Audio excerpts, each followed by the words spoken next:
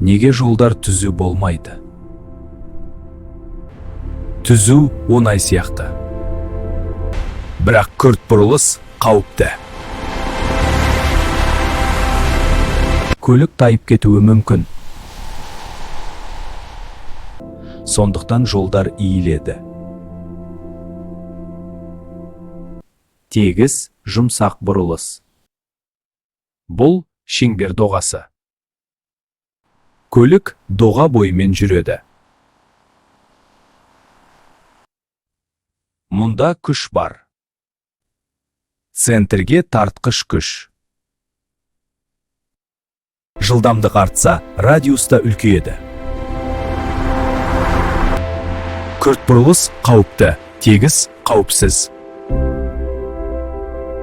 Математика өмірді сақтайды.